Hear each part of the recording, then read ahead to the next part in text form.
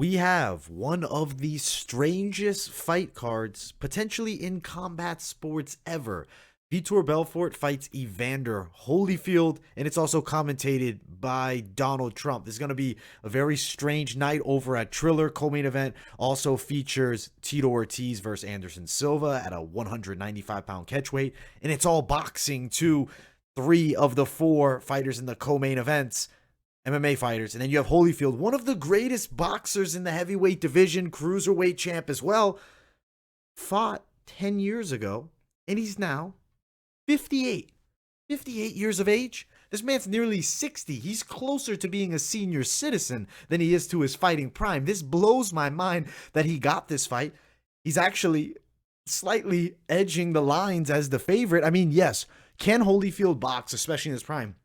At an extreme high level. If you put these guys up against one another, you get Holyfield even 10 years ago versus Vitor.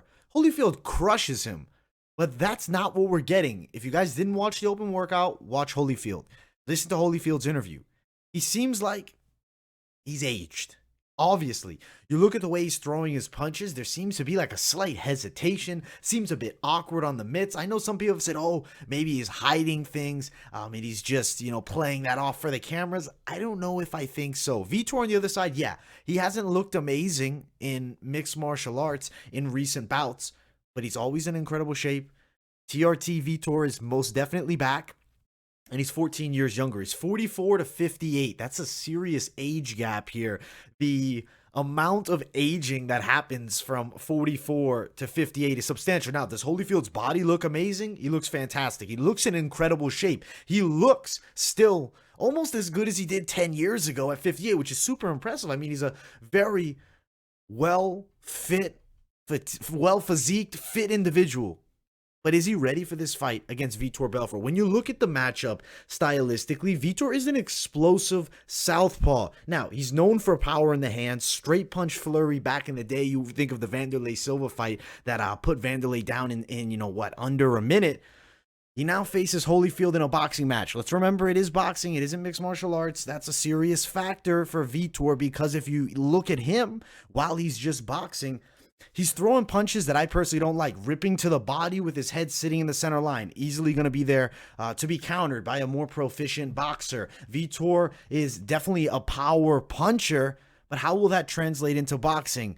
The tricky thing is he's fighting a 58-year-old man. He's fighting a near senior citizen on short notice. Was originally supposed to fight De La Hoya. In that matchup, he had such a size advantage. I felt like, Vitor had some serious edges there, though. De La Hoya would have had a clear-cut skill and speed advantage. In this matchup, Holyfield looks old. He looks weathered. I'm very worried for his health in this fight, but I feel like he wouldn't take it if he didn't think he could potentially win. At the very least, I think Holyfield believes he can win. Let's check out the betting odds real quick as we continue to break down this chaotic, strange main event, which has really came from the Jake Paul saga, all these celebrity fights and whatnot. Now we're having MMA boxing crossover, but you have Vitor Belfort, at 44 fighting a 58-year-old Holyfield. The odds have shifted. Vitor Belfort is a strong minus 200 favorite.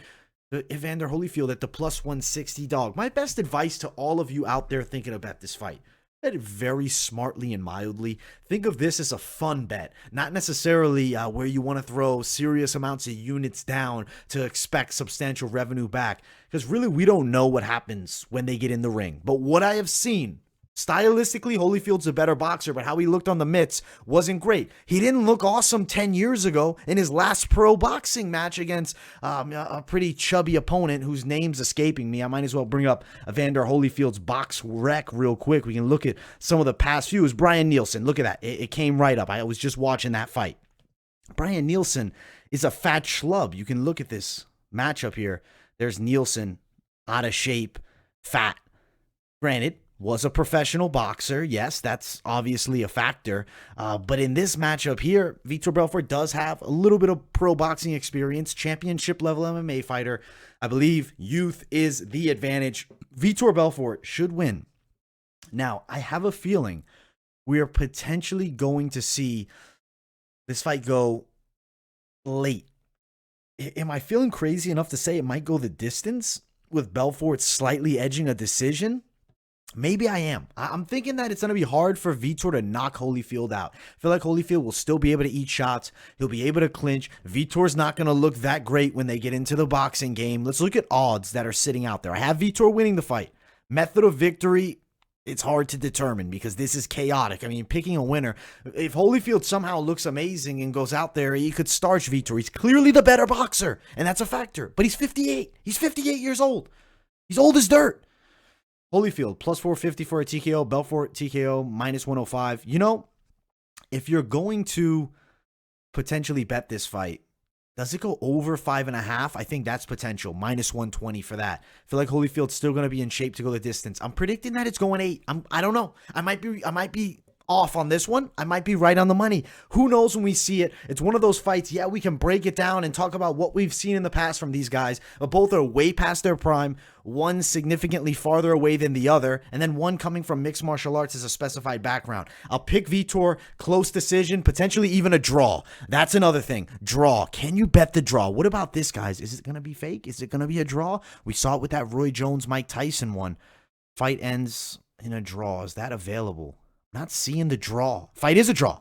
Plus 1,800 draw. I throw $1 at it. Mine as well. Because I think there's actually a possibility we see a draw in this weird-ass matchup. But yeah, we'll go fight is draw potentially. We'll pick Vitor Belfort. Maybe a decision win for him. I think it's going to be hard for him to put away Evander Holyfield even at 58. Though I believe he could probably have a bit more volume and win the fight. There's more to talk about, though. I want to give you the Silva pick, which is a shit show. A worse shit show.